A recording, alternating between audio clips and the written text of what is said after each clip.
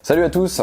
Bon, j'ai pas été très présent sur ma chaîne YouTube cette semaine, mais j'ai une bonne raison pour ça et je vais vous expliquer pourquoi à la fin de cette vidéo. Donc restez bien jusqu'à la fin, je vais faire quelques annonces. Maintenant, j'ai envie de vous faire une vidéo de réponse aux questions parce que vous me l'avez demandé plein de fois en commentaire. Donc c'est parti. Alors première question de Alexandre, est-ce que les amitiés hommes-femmes ça peut marcher? C'est une question un peu chelou en fait, oui ça peut marcher, enfin, pour moi il n'y a pas à se la poser cette question, évidemment que ça peut marcher, il suffit de regarder un petit peu partout et on voit des amitiés hommes-femmes un peu partout. Toutes ces amitiés hommes-femmes ne sont pas fausses, il y en a la plupart j'imagine qui sont vraies. Maintenant il vaut mieux se poser la question dans l'autre sens. Quand est-ce que ça ne peut pas marcher une amitié homme-femme? Une amitié homme-femme, ça ne peut pas marcher quand il y a une des personnes qui a un intérêt sexuel ou amoureux pour l'autre personne, tout simplement. Une question de Kid Yourself qui me demande, parce qu'il sait que j'ai déjà été fumeur, des conseils pour arrêter. Ouais, j'ai été fumeur, j'ai commencé à fumer à l'âge de 23 ans. Alors, j'ai pas fumé non plus un paquet par jour, c'était plutôt, on va dire, un paquet et demi par semaine. Donc, c'était plus sur les moments de sortie que je fumais. Et aujourd'hui, je ne fume plus, ou alors à de très très rares occasions. Et j'ai vraiment eu un shift comme ça où j'ai réussi à arrêter. Et en fait, pour moi, c'est vraiment quelque chose de psychologique. Enfin, arrêter la cigarette, ça se passe 100% dans la tête. Il y a pas de symptômes quand tu arrêtes la cigarette. Il y en a qui vont me dire ouais, t'en as envie, mais c'est pas un symptôme. C'est pas comme quelqu'un qui arrête l'héroïne où là, il va grimper au rito, il va avoir un vrai sevrage avec des symptômes physiques. Donc ça se passe vraiment à ce niveau-là. Et je pense que le meilleur moyen en fait pour arrêter de fumer, c'est de trouver une excellente raison d'arrêter de fumer, tout simplement. Tant que t'as pas trouvé cette raison-là, eh bien, qu'est-ce qui t'empêche de continuer à fumer? Parce que fumer, c'est un plaisir. Hein. Si c'était très déplaisant, les cigarettes, je pense qu'il y aurait pas autant de gens qui fumeraient. Hein, c'est pas uniquement parce que ça donne un air cool. D'ailleurs, tiens, regarde un exemple. Les femmes, quand elles tombent enceintes, eh bien, elles ont beaucoup moins de difficultés à arrêter de fumer. Pourquoi? Parce qu'elles ont une excellente raison qui est leur enfant. Alors, je sais pas les stades derrière si elles reprennent ou pas, mais en tout cas, elles y arrivent. Donc moi, en ce qui me concerne, j'ai trouvé une excellente façon d'arrêter de fumer. Je ne vous dirai pas laquelle, mais à toi de faire ce travail et de trouver cette raison. Et tu vas voir qu'une fois que tu sais pourquoi tu le fais, c'est beaucoup plus facile d'arrêter. Une question de Géant, Vincent, Delors, je sais pas quoi. Ok, qu'est-ce que je pense des applications de rencontres? Alors les applications de rencontres, c'est quelque chose qui est devenu normal aujourd'hui. Ça fait partie de la société. C'est pas, les gens se cachent pas de les utiliser. Ils disent qu'ils se sont rencontrés dessus. Donc là, il y a une énorme évolution ces 10 dernières années. Maintenant, qu'est-ce que j'en pense? Je dirais, alors il y a plusieurs choses. Je vais plutôt prendre le point de vue masculin. La première chose, c'est qu'il y a beaucoup d'hommes qui utilisent ces applications de rencontre et qui sont très très déçus, en grande partie parce qu'ils ne savent pas les utiliser. Ils savent pas faire un profil, ils savent pas bien communiquer, bien flirter à l'écrit. Et donc, bah oui, forcément, vu qu'ils attendent du résultat, ils sont très déçus. Ils ont leurs attentes qui sont là. Ouais, je vais rencontrer plein de meufs. Finalement, ils ont aucun match. Donc voilà, ça crée de la déception. Et aussi les mecs qui vont dire, ouais, il y a que des moches sur ces applications de rencontre. Bah oui et non, c'est pas vrai. Moi, je connais plein de filles très jolies qui utilisent des applications de rencontre dans mon entourage. Et pour moi, c'est une question, encore une fois, d'utilisation de ces applications. Sachez une chose, sur Tinder notamment, il y a un algo qui vous donne une note de désirabilité. Ça veut dire qu'on va vous présenter des gens qui vous correspondent, entre guillemets. Si par exemple votre note c'est 7 sur 10, on va vous présenter des 7 sur 10. Donc demain, si vous allez sur ces applications et que vous dites il y a que des moches, il va falloir remettre en question votre démarche et votre profil, les photos que vous avez choisies, peut-être parce que on va pas vous présenter tout le monde sur ces applications, sinon ce serait impossible et ce serait une déception pour les gens qui ont une note très haute d'être confrontés à quelqu'un qui a une note très basse. Donc voilà, il y a ce premier point qui est la déception. Deuxième point, très important, c'est que quelqu'un qui abandonne les rencontres dans la vraie vie, qui ne va plus au devant des femmes pour les aborder et qui se concentre uniquement sur ces applications de rencontres, eh bien, c'est un petit peu comme si son muscle il allait s'atrophier. Il arrête de prendre ce petit danger, enfin ce petit risque plutôt dans la vraie vie et du coup, il est caché derrière son écran, il fait ses trucs, il court aucun risque, il va pas se prendre un vrai râteau dans la gueule. Qu'est-ce qui va se passer? Quand il va se retrouver en rendez-vous face à une fille qui lui plaît, qu'il a rencontrée via ces applications, eh bien, il va être moins séduisant. Pourquoi? Parce qu'il a arrêté d'être confronté au risque et au danger qui fait que c'est ça qui le rendait séduisant, qui le rendait sharp. Et du coup, il y a plein de mecs qui perdent en attractivité parce qu'ils n'utilisent que les applications de rencontre. Un troisième point qui a son importance, c'est que quand on fait une rencontre sur une appli ou sur un site, les deux personnes savent pourquoi elles sont là. Il y a moins de mystère et il y a moins de flirt qui justement est lié à cette notion de mystère. Le fait de ne pas savoir si on plaît vraiment à l'autre, de ne pas savoir sur quoi cette rencontre va déboucher, il y a beaucoup plus de tension dans une rencontre dans la vraie vie qui est liée à cette incertitude. Donc du coup, il y a pas mal de gens, hommes et femmes, qui évoluent sur ces applis. Et d'ailleurs, je lis en commentaire qui sont blasés, ils me disent ouais j'ai fait une rencontre mais finalement bah pourquoi elle et pourquoi pas une autre quoi. Parce qu'avant sans péril on triomphe sans gloire tout simplement. Je vous laisse méditer là-dessus. Une question d'un pseudo que j'arrive pas à lire, qu'est-ce que je pense de la chaîne de Lagouaille?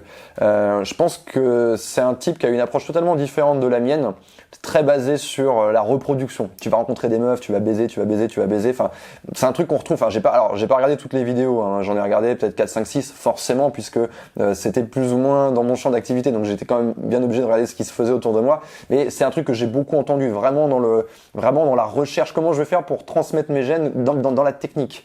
Alors qu'en fait, la technique, pour moi, une fois qu'on la maîtrise, une fois qu'on a compris les gestes, le comment parler, une fois qu'on sait faire les rencontres, bah c'est bien, mais après on se pose la question de savoir ok qui je vais faire entrer dans ma vie, et on se pose la question de quelle personne j'ai envie de devenir. C'est l'axe que moi j'ai choisi de prendre, et c'est en ça qu'on est différent, je pense. Et à mon avis, on ne devait pas avoir le même public. D'ailleurs, parfois j'ai eu des gens qui m'ont contacté en me disant ouais comment faire baiser nanani nanana. Et moi c'est pas des gens tellement avec qui j'avais envie de travailler parce que moi, je me retrouve pas dans les objectifs de ces gens-là.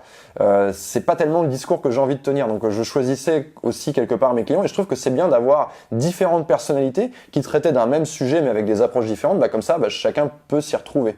Du coup, voilà ce que je pense. Et qu'est-ce que j'ai gardé de tout ça? Parce que du coup, j'ai pris un virage, mais j'ai quand même un héritage derrière moi. J'ai voulu quand même garder quelque chose. Bien, moi, ce que je veux garder, c'est l'état d'esprit. L'état d'esprit, j'ai un mot pour ça, c'est dire on va bicher. On est des bicheurs. C'est un mot qui est différent. Comme ça donne un état d'esprit différent. Pour moi, bicher, être un bicheur, c'est la nonchalance, c'est le détachement, c'est la désinvolture. Et c'est vraiment ça que j'ai envie de développer à travers cet état d'esprit. J'ai envie vraiment de garder ça. D'ailleurs, je suis en train de travailler dessus. J'ai pas complètement abandonné ça, et j'ai une chaîne YouTube qui est consacrée à ça, qui s'adresse aux hommes qui veulent faire des rencontres, mais dans cet état d'esprit. Et cette chaîne, elle s'appelle Les Bicheurs. Et elle commence tout juste, elle est encore à ses balbutiements. Il y a que 2 ou 3 000 abonnés dessus, je crois. Mais je vais faire quelque chose de tout à fait différent. Parce que quand je suis arrivé sur YouTube il y a des années, j'ai fait quelque chose qui ne se faisait pas encore, c'était de faire des rencontres en caméra cachée avec ma personnalité, mais toutes les personnes qui sont arrivées derrière ont fait exactement la même chose. On fait des caméras cachées, tac, ils allaient même proposer les mêmes formats, moi j'avais une plateforme, les gens proposaient une plateforme, enfin, c'était vraiment, il y a quelque chose qui se fait, et généralement on va avoir des déclinaisons derrière. Et pour moi, il faut encore faire quelque chose de différent, et c'est ce que je vais chercher à insuffler dans cette nouvelle chaîne YouTube. Donc si ça vous intéresse et que vous voulez pas louper les débuts, je vous conseille d'aller vous abonner. Une question de Tartiflette qui me demande quelle est la bonne, comment faire pour ne pas être trop étouffant pour son conjoint. Et ça, c'est un vrai problème. Moi, j'ai des mecs en coaching qui sont en couple, qui habitent avec leur copine et qui ont ce problème-là de manque d'intimité, comme ça, ils étouffent, ça les rend fous. Et on peut complètement commencer à détester une personne pour ça. Donc, c'est vraiment quelque chose d'hyper important pour la survie du couple, et c'est une question qu'il faut se poser.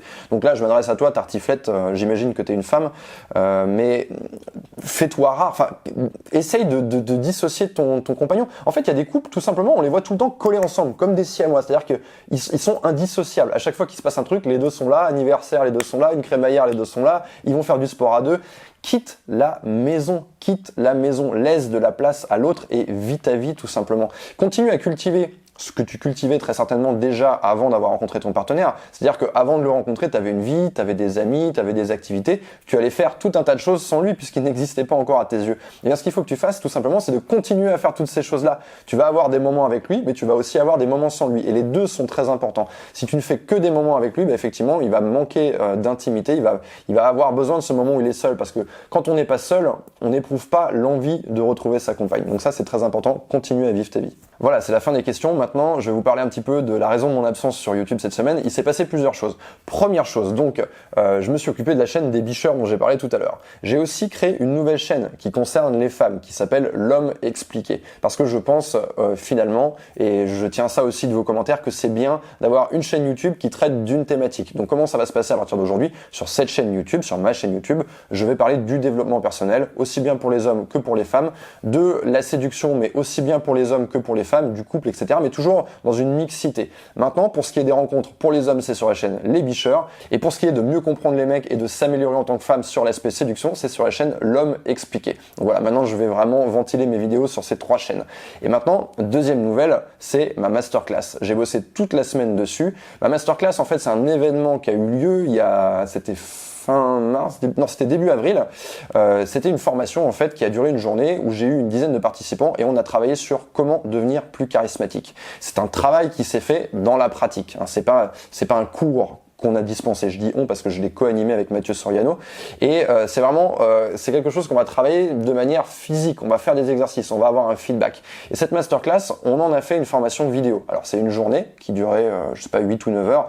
On a condensé ça, on a vraiment gardé le best-of et on en a fait une formation de 3 heures. Et cette formation, elle est enfin disponible. Donc, je suis hyper content, je suis hyper soulagé. C'est la première formation que je sors. Ça fait déjà des semaines et des semaines et des semaines que j'en parle. Donc vraiment pour moi, c'est vraiment une épiphanie de lâcher ce produit et j'espère qu'il vous plaira. Je vous invite à aller voir de quoi il s'agit. Je vais pas vous faire toute une vidéo de vente, hein, c'est pas le but de cette vidéo, mais je vais mettre le lien juste en dessous dans la description de la vidéo. Vous allez sur le site et vous allez voir, Mathieu et moi, on vous explique tout, qu'est-ce qu'il y a dans cette formation, à qui ça s'adresse, à quoi ça sert. Voilà, c'est tout pour aujourd'hui. Si vous avez des questions pour une prochaine vidéo de questions-réponses, bien posez-les en commentaire, tout simplement, mais sous cette vidéo, parce qu'après moi je galère à aller chercher un petit peu partout. Je vais en faire des vidéos comme ça, j'aime bien en faire, ça me fait plaisir et je pense que vous aimez bien ça aussi. Enfin, dites-le moi si vous aimez ça, mettez un pouce sur la vidéo, mais ça dépend du nombre de questions que vous me posez. Plus vous allez me poser une question, plus je vais avoir d'inspiration pour faire une vidéo prochaine. J'en ferai pas toutes les semaines, mais j'aimerais bien que ça devienne un format récurrent sur ma chaîne et que j'en fasse une tous les 15 jours par exemple. Donc voilà, ça dépend complètement de vous. Vous pouvez me poser toutes les questions que vous voulez, je lis chacun des commentaires et voilà. En tout cas, merci à vous d'avoir regardé cette vidéo et je vous dis à très bientôt.